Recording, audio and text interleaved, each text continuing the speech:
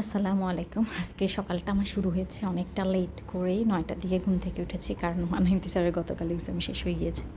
তা আমি উঠে কী করছি, আমার বিছানাটা গুছিয়ে নিচ্ছি আর ভাবছি আজকের নাস্তাটা ইন্তি স্যার রেডি করবে। আর মানহা কী খাবে আমি এখনও জানি না। এরকমই হয়, বন্ধ মানে স্কুল থাকলেই অনেকটা ভালো, স্কুল ক্লোজ থাকলে মানহা খাওয়া নিয়ে অনেক ঝামেলা করে। আর আমারও মাঝে মাঝে মানে শীতকালটা আমারও এমন যায় যে আমি কি খাবো কি করব অনেক কিছু বুঝতে পারি না। তো যার কারণে মানে প্ল্যান আজকে এটাই, ইন্তি স্যারকে দিয়ে সবার নাস্তাটা রেডি করব।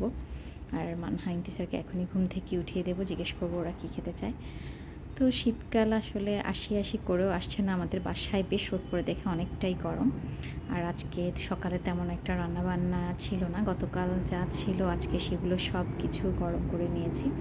পোলাওটা আমি গরম বসিয়ে দিয়ে আমি রেডি হয়ে নিয়েছি, কারণ এখন আম্মুকে নিয়ে একটু দাঁতের ডাক্তারের কাছে যাব। সব মিলিয়ে এই যে ব্যস্ততার মধ্যে সময়গুলো যাচ্ছে।